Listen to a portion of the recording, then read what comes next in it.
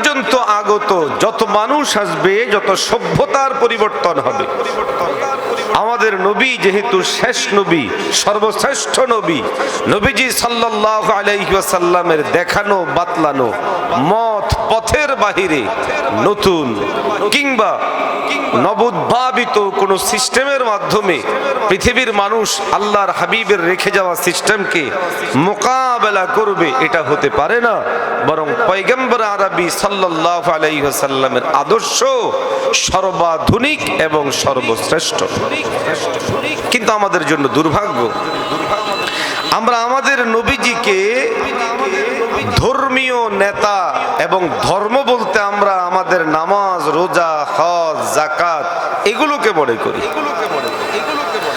আমরা আমাদের নবীজিকে ধার্মিক নবী এই অর্থে মনে করি যে তিনি মসজিদে এবং মসজিদ কেন্দ্রিক, যা যা করেছেন, যা যা করতে বলেছেন আমরাও তা তা করব, এটা করার জন্যই তিনি এসেছেন। ধর্মের এই সীমাবদ্ধ পর্যায়ের ব্যাখ্যা আমাদের জন্য কাল হয়ে দাঁড়িয়েছে। ফলে আমরা আমাদের মসজিদগুলোকে ধর্মের আবহ এবং ধর্মের আলোকে আলোকিত করলেও আমরা আমাদের ব্যবসা প্রতিষ্ঠান ধর্মীয় কাজ মনে করি না, ফলে ধর্মের আবহে সেটাকে আমরা আলোকিত করি না। আমরা আমাদের সমাজ পরিচালনা আমার নবীর সুন্নতের অংশ মনে করি না, ফলে আমি আমার সমাজকে নববী আদলে পরিচালিত করব, পরিচালনা করব, এই স্বপ্ন আমি দেখি না। আমরা আমাদের রাষ্ট্র ব্যবস্থা পরিচালনা এটাকে সুন্নাহ মনে করি না, যার কারণে আব্রাহাম লিঙ্কনের গণতন্ত্র দিয়ে রাষ্ট্র চালাও কিংবা পুঁজিবাদী, ফ্যাসিবাদী যেই কোনো ধরনের কুফফারদের থিওরি দিয়ে রাষ্ট্র চালাতে আমাদের যতটা আগ্রহ, পয়গম্বর আরবির রেখে যাওয়া থিম থিওরির আলোকে সেই রাষ্ট্র পরিচালনার আগ্রহ আমাদের মধ্যে কম। বরং কখনো কখনো এমনও হয়, অনেক মুসলমান যদি দেখে আলেমরা, দিনদাররা, টুপিওয়ালা, দাড়িওয়ালা, পাগড়িওয়ালারা সমাজ কিংবা রাষ্ট্রের দায়িত্ব নিতে চায় কিংবা রাষ্ট্রের দায়িত্ব নেয়, একজন আরেকজনকে খোঁচা দিয়ে বলে এই কাজ কি আর হুজুরের নেই? আরো আসতে বলেন, জোরে বলেন না। অথচ পরিষ্কার কথা হলো এই, মসজিদ ও মসজিদ কেন্দ্রিক ইবাদতে যেমন নবীর সুন্নাহ আছে, ব্যক্তিগত কৃত বিভিন্ন ইবাদতের ক্ষেত্রে যেমন নবীর সুন্নাহ আছে, রাষ্ট্র পরিচালনার ক্ষেত্রেও আমার নবীর সুন্নাহ শুধুমাত্র থিওরিক্যাল না, আমার নবী দীর্ঘ 10 বছর পর্যন্ত রাষ্ট্র চালায়া গোটা দুনিয়ার সামনে পরিষ্কার দিয়ে গেছেন, রাষ্ট্র পরিচালনা করা এটাও আমার সুন্নাহ। আরো আসতে বলেন, নাকি জোনায়েদ আল হাবিব সাহেবের সময় ঠিকঠাক করতে গিয়ে অফ হয়ে গেছে? আচ্ছা, অফ হলেও অসুবিধা নেই, শান্তভাবে কথাটা বোঝার চেষ্টা করুন। সুন্নত কাকে বলে? আমার নবী থেকে যেটা প্রমাণিত, তিনি বলেছেন, তিনি করেছেন, তিনি সমর্থন করেছেন, এই টাইপের সব জিনিসকে বলা হয় সুন্নাহ। খুব গভীরভাবে আমার প্রশ্নের জবাব দিবেন, আমাদের নবীজি রাষ্ট্র চালিয়েছেন না চালাননি? মাশাআল্লাহ, জোরে বলেন না। তাহলে সুন্নতের একটা সংজ্ঞা যেটা আমরা জানি, নবী যেই কাজ করেন নবীর ওই কাজকে সুন্নত বলে। অতএব নবী যেহেতু রাষ্ট্র চালিয়েছেন, অতএব রাষ্ট্র চালানো সুন্নাহ। রাষ্ট্র কিভাবে চালাবো? আমার নবী যেভাবে চালিয়েছেন মর্মে আমাদের সামনে হাদিসের মাধ্যমে আমরা পাই, সেইভাবে চালানো সুন্নাহ। আমার নবী যেভাবে রাষ্ট্র চালিয়েছেন সেভাবে রাষ্ট্র চালানো সুন্নাহ, রাষ্ট্র চালানোটাও সুন্নাহ। অতএব যদি কেউ সমাজের মেম্বার হতে চান, চেয়ারম্যান হতে চান, এমপি হতে চান, এই অর্থে যে আমি আমার নবীর সুন্নাহকে জিন্দা করতে চাই। আমার নবী নবুয়তের আগেও সমাজ সামাজিকতায় জড়িত ছিলেন, নবুয়তের পরেও সমাজ সামাজিকতায় জড়িত ছিলেন, মক্কি জীবনীতেও সমাজ সামাজিকতায় জড়িত ছিলেন, মাদানী জীবনীতেও সমাজ সামাজিকতা এবং রাষ্ট্র পরিচালনায় জড়িত ছিলেন। আজকে যারা ধর্মকে রাষ্ট্র থেকে আলাদা করতে চায়, রাষ্ট্রের কোনো ধর্ম থাকে না এমন কথা বলতে চায়, ওই সেকুলারদেরকে পরিষ্কারভাবে আপনারা জানান দিতে হবে, ধর্ম ছিল কর্মে, ধর্ম ছিল সমাজে, ধর্ম থাকবে রাষ্ট্র। ধর্মকে রাষ্ট্র থেকে আলাদা করা যাবে না। রাষ্ট্র যদি চালাতে হয় তো টুপিওয়ালা, দাড়িওয়ালা এবং আল্লাহওয়ালারাই চালাবে, যদি বলে ঠিক না বেটে? এবং সেটা সুন্নাহে নববী খেয়াল করে যদি কেউ চালায়, তাহলে সে মেম্বার হওয়ার পর চুরি করবে না। আরো আসতে বলেন। মেম্বার হওয়ার জন্য টাকা দিয়ে লোক কিনবে না, চেয়ারম্যান হওয়ার জন্য টাকা দিয়ে ভোট কিনবে না, এমপি হওয়ার জন্য টাকা দিয়ে লোকজনকে খরিদ করবে না, বরং আমার নবী যেমন নিজেকে গড়ে তুলেছেন, লোকমুখে সবাই স্বীকৃতি দিতে বাধ্য হয়েছে আল আমিন। আজকের এই দিনেও যদি কোনো আল্লাহর বান্দা নবীর সুন্নাহকে সামনে রেখে দিলের মধ্যে এই তামান্না রাখে, আমি সমাজের মেম্বার হব, আমি সমাজের চেয়ারম্যান হব, আমি এই রাষ্ট্রের একজন এমপি হব, তাহলে সেও নববী চরিত্রে চরিত্রবান হয়েই যদি এই সমাজের সামনে আসে, তাহলে চুরি কমে যাবে। মুমিন মুসলমান ভাইরা আমার, পরিবর্তিত রাষ্ট্র ব্যবস্থায় এই বাংলাদেশে আপনারা আমার সামনে কথাগুলো খুব বেশি বেশি আওয়াজ হওয়া দরকার। আমাদের লোক সমাজে বিশাল একটা অংশ এমন আছেন যারা সমাজ পরিচালনা, রাষ্ট্র পরিচালনা কিংবা রাষ্ট্রের দায়িত্বভার গ্রহণ করাকে অহেতুক কাজ মনে করেন, অপ্রয়োজনীয় কাজ মনে করেন। ও মুসলমান, পয়গম্বর আলাইহিস সালাতু ওয়াস সালামের চেয়েও আপনার আমার ঈমান বড় বেড়ে যায় নাই। পয়গম্বর আলাইহিস সালাতু ওয়াস সালামের চেয়ে আপনি আমি বড় মুত্তাকি হয়ে যাই নাই। আপনার আমার নবীজি মুহাম্মদুর রাসূলুল্লাহ সাল্লাল্লাহু আলাইহি ওয়াসাল্লাম নবী হওয়ার আগে তিনি সমাজ পরিচালনা করেছেন। সমাজ পরিচালনার জন্য তিনি তার সমবয়সীদেরকে নিয়ে সংগঠন তৈরি করেছেন। হিলফুল ফুজুল নামক সংগঠন পরিচালনা করে নবীজি মুহাম্মদুর রাসূলুল্লাহ সাল্লাল্লাহু আলাইহি ওয়াসাল্লাম গোটা মক্কাবাসীকে এমন এক সমাজ উপহার দিয়েছিলেন, আরবের সমস্ত মানুষগণ অত্যন্ত খুশি হয়ে গিয়েছিল, সন্তুষ্ট হয়ে গিয়েছিল। এই জন্য আপনি আমি আমরা সবাই জানি, পয়গম্বর আলাইহিস সালাতু ওয়াস সালামকে যখন আল্লাহ পাক রব্বুল আলামিনের পক্ষ থেকে ওয়াহির নিয়ামত দান করা হলো, পয়গম্বর আলাইহিস সালাতু ওয়াস সালাম ওয়াহির ভারে আল্লাহ পাকের মহব্বতের ভয়, মহব্বতের ভার অন্তরের মধ্যে আসার কারণে পয়গম্বর আলাইহিস সালাতু ওয়াস সালাম ভীত সন্ত্রস্ত হয়ে গেলেন, এসে শুয়ে গেলেন। হযরতে খাদিজাতুল কুবরা রাদিয়াল্লাহু তাআলা আনহা আমাদের মা পয়গম্বর আলাইহিস সালাতু ওয়াস সালামকে কয়েকটা পরিষ্কার শব্দ বলে সান্ত্বনা দিয়েছিলেন। আম্মা জান হযরতে খাদিজাতুল কুবরা রাদিয়াল্লাহু তাআলা আনহু পয়গম্বর আলাইহিস সালাতু ওয়াস সালামকে যেই শব্দমালাগুলো উচ্চারণ করে সান্ত্বনা দিয়েছেন, ওই শব্দমালাগুলো ছিল, ও মুহাম্মদ আপনি ভীত সন্ত্রস্ত হবেন না, আপনি তো লোকদের খবরাখবর নেন, আপনি তো যেই সমস্ত মানুষেরা অসহায় নিঃস্ব, আপনি ওই মানুষদের সেবা করেন, সেবা দিয়েছেন। ও মুসলমান, এই কথাগুলো পয়গম্বরকে তখন বলা হচ্ছিল যখন আমার নবী ওহী প্রাপ্ত হওয়ার কারণে আল্লাহ পাকের ভয়ে, ওহীর ভারে শরীরে জ্বর এসে গেছে, তিনি থরথর করে কাঁপতেছিলেন। পয়গম্বর আলাইহিস সালাতু ওয়াস সালামকে আম্মা জান হযরতে খাদিজাতুল কুবরা রাদিয়াল্লাহু তাআলা আনহা সান্ত্বনা দিচ্ছেন। সান্ত্বনা দিলেন কি দিয়ে?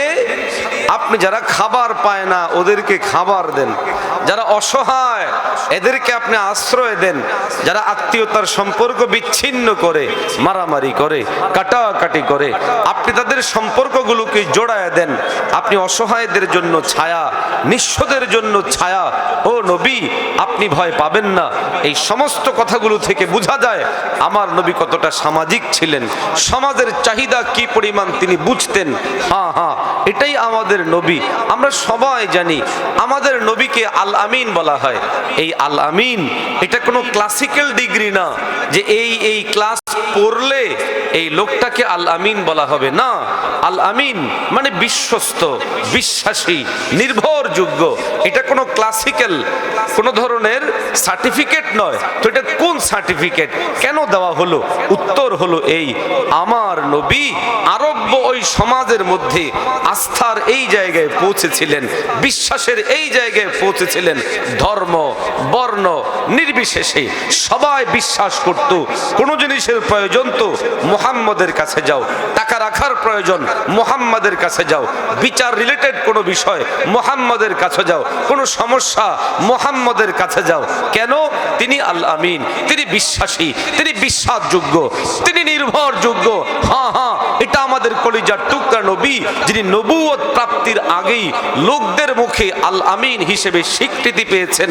লোকেরা তাকে দিলে জমা দিয়েছে, গোটা আরব জাতি ঐক্যবদ্ধ হয়েছিল মুহাম্মদুর রাসূলুল্লাহ তিনি আল আমিন। সেই মুহাম্মদুর রাসূলুল্লাহকে নিয়ে যখন ভারতের মধ্যে ব্যঙ্গ বিদ্রোহ করা হয়, চলচ্চিত্র করা হয়, কিংবা ভিন্ন কোনোভাবে নবীর ইজ্জতকে ডানা হেচ্ছা করে ফ্রান্সে, ব্রিটেনে, ইউরোপে, আমেরিকায়, তো আশিক রাসূলদের কলিজার মধ্যে আগুন ধরে যায়। আমরা আমাদের নবীকে জান জীবন থেকেও বেশি ভালোবাসি। এই জন্য দীপ্ত শপথ নিতে চাই, আমার নবীর ইজ্জতকে যদি পৃথিবীর কোথাও টানা হেচ্ছা করা হয়, জান জীবন দিয়ে হলেও নবীর জীবন ইজ্জত রক্ষার জন্য কারা কারা তো একটু হাত তুলে বলে। আমরা আমাদের জায়গা থেকে যদি পয়গম্বর আলাইহিস সালাতু ওয়াস সালামকে দিল দিয়ে মহব্বত করতে পারি, আর যদি নবীজি সাল্লাল্লাহু আলাইহি ওয়াসাল্লামের আদর্শগুলোকে একটা একটা করে সমাজে রাষ্ট্রে বাস্তবায়ন করতে পারি, আল্লাহর কসম পৃথিবীতে ইসলাম ব্যতীত আর কোনো ধর্ম, আর কোনো তন্ত্র মন্ত্র চলবে না, চলতে পারে না। আওয়াজ দিয়ে বলে ঠিক না বে ঠিক?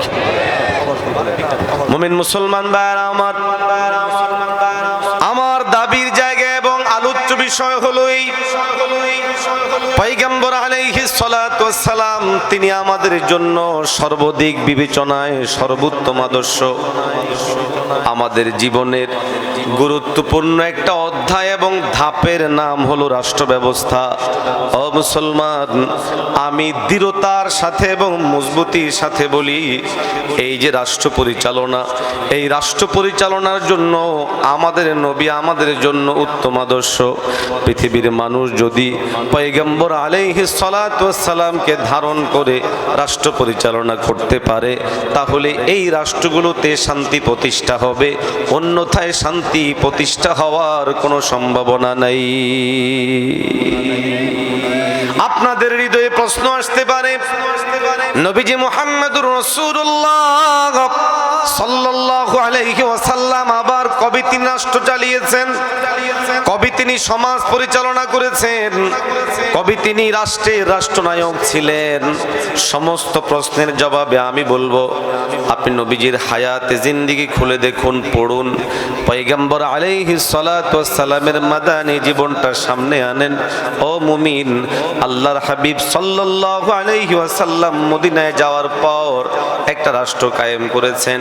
ওই রাষ্ট্রের জন্য আলাদা সংবিধান ছিল, যেই সংবিধানকে বলা হয় মদিনা সনদ।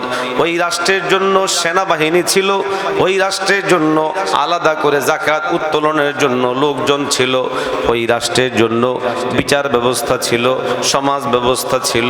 অতএব পয়গম্বর আলাইহিস সালাতু ওয়াস সালাম কিংবা ইসলামের মধ্যে রাষ্ট্র ব্যবস্থা নাই, এই কথা যারা বলে তারা চূড়ান্ত পর্যায়ের মিথ্যাবাদী, চূড়ান্ত পর্যায়ের মিথ্যাবাদী। পয়গম্বর আলাইহিস সালাতু ওয়াস সালাম গোটা পৃথিবীবাসীর জন্য সর্বোত্তম আদর্শ। ও মুসলমান, আল্লাহর হাবিব সাল্লাল্লাহু আলাইহি ওয়াসাল্লামকে আদর্শ মেনে কেউ যদি কোনো রাষ্ট্র পরিচালনা করে, যেহেতু সে বিশ্ব নবীকে আদর্শ মেনে রাষ্ট্র পরিচালনা করবে, রাষ্ট্র গঠন করবে, এই লোকটা চুরি করার আগে চিন্তা করবে আমি তো আদর্শ হিসেবে আমার নবীকে মেনেছি, অতএব আমি চুরি করতে পারি না, চুরি করা আমার পক্ষে সম্ভব না। কেউ যদি চুরি করে, পরিষ্কার বলি, এ ইসলামের নামে বড় ধোঁকাবাজ। মুসলমান ভাইরা আমার, নবীজি মুহাম্মদুর রাসূলুল্লাহ সাল্লাল্লাহু আলাইহি ওয়াসাল্লামকে ধারণ করে কেউ যদি রাষ্ট্র পরিচালনা করেন, রাষ্ট্রের ধার ভার দায়িত্ব বহন করেন, তাহলে তার অবস্থা কেমন হবে? এর জন্য উজ্জ্বল নমুনা হযরত আবু বকর, হযরত ওমর, হযরত ওসমান, হযরত আলী। হযরত আবু বকর রাদিয়াল্লাহু তাআলা আনহুর স্ত্রী আমরা সবাই জানি, ইতিহাস কমবেশ সবার জানা। হযরত আবু বকর রাদিয়াল্লাহু তাআলা আনহু খুব অল্প টাকার বেতন রাষ্ট্র থেকে গ্রহণ করতেন, কিন্তু এতটুকু টাকা গ্রহণের ব্যাপারেও ওনার সতর্ক দৃষ্টি ছিল, আমার প্রয়োজন মিটে, এর বাহিরে যেন না হয়। হযরত আবু বকর রাদিয়াল্লাহু তাআলা আনহুর প্রিয়তমা স্ত্রী ডাক দিয়ে একবার স্বামীকে বলেন, আমার প্রিয়তম স্বামী, আমার মনে চায় যে আমি মিঠাই খাবো, মিষ্টান্ন খাবো। আবু বকর রাদিয়াল্লাহু তাআলা আনহু বললেন, আমি তোমাকে মিষ্টান্ন খাওয়াবো, মিষ্টি খাওয়াবো, মিঠাই খাওয়াবো, কিন্তু ওই পরিমাণ টাকা তো আমার কাছে নেই। আবু বকর রাদিয়াল্লাহু তাআলা আনহু এই কথা বলার পর আবু বকর রাদিয়াল্লাহু তাআলা আনহুর স্ত্রী তখন বললেন, স্বামী, আপনি যেই টাকা আমাকে খরচ করতে দিতেন, এখান থেকে কিছু টাকা উঠিয়ে অতিরিক্ত হয়েছে, আমি ওই টাকাগুলো দিয়ে মিষ্টান্ন কিনবো, এই বলে টাকাগুলো হাতে দেন।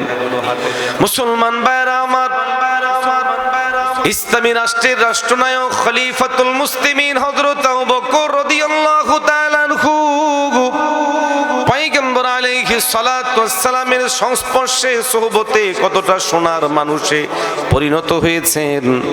আবু বকর রাদিয়াল্লাহু তাআলা আনহু এই টাকা দিয়ে মিষ্টি কিনে দিলে তেমন কোনো অসুবিধা ছিল না, কিন্তু তাকওয়া এত উন্নত, তাকওয়া এত ঊর্ধ্বে ছিল। হযরত আবু বকর রাদিয়াল্লাহু তাআলা আনহু এই টাকাগুলো তো নিয়ে দান করে দিলেন, পাশাপাশি নিজের বেতন থেকে ওই পরিমাণ টাকা যেটা বাঁচালে পরে মিষ্টি কিনা যায়, ওই জিনিসটাকেও তিনি বন্ধ করে দেওয়ার মাধ্যমে নিজের সততার প্রমাণ ধরে রাখলে। আল্লাহু আকবার, জোরে বলেন না আল্লাহু আকবার। কেউ যদি নববী আদর্শকে ধারণ করে রাষ্ট্রের দায়িত্ব নেয়, আবু বকরের মতো এমন চিন্তাশীল, এমন হিসাবী, এবং আমার মাধ্যমে কোনো খেয়ানত হচ্ছে কিনা এই চিন্তা অন্তরের মধ্যে আসে। আওয়াজ দিয়ে বলে ঠিক না? দ্বিতীয় উদাহরণ, খলিফাতুল মুসলিমিন হযরত ওমর রাদিয়াল্লাহু তাআলা আনহু গোটা পৃথিবীর মধ্যে অত্যন্ত প্রসিদ্ধ সাম্রাজ্য যার ছিল, অর্ধজাহানের বাদশা যিনি হযরত ওমর রাদিয়াল্লাহু তাআলা আনহু, অর্ধজাহানের বাদশা, রাষ্ট্রনায়ক। ও মুসলমান, আমাদের মধ্য থেকে কেউ তো মেম্বার হলে, চেয়ারম্যান হলে তার সাথে কথা বলা যায় না। আওয়াজ দেন না, ঠিক নেই? আরো আসতে বলে, জোরে বলেন না। মুসলমান ভাইরা আমার, হযরত ওমর রাদিয়াল্লাহু তাআলা আনহু খলিফাতুল মুসলিমিন হলেন। গোটা পৃথিবীময় হযরত ওমর রাদিয়াল্লাহু তাআলা আনহুর প্রসিদ্ধি ছড়িয়ে পড়ল, সুনাম সুখ্যাতি ছড়িয়ে পড়ল। হযরত ওমর রাদিয়াল্লাহু তাআলা আনহুর সুনাম সুখ্যাতি ছড়ানোর পরিপ্রেক্ষিতে দূর থেকে লোকেরা দেখতে আসতো, কে এই খলিফাতুল মুসলিমিন? হযরত ওমর অর্ধজাহানের যিনি বাদশাহ, ওনাকে দেখতে আসলে দেখতো মাথার মধ্যে হাত দিয়ে এমন করে মরুভূমির মধ্যে শুয়ে রয়েছে। সুবহানাল্লাহ। আচ্ছা।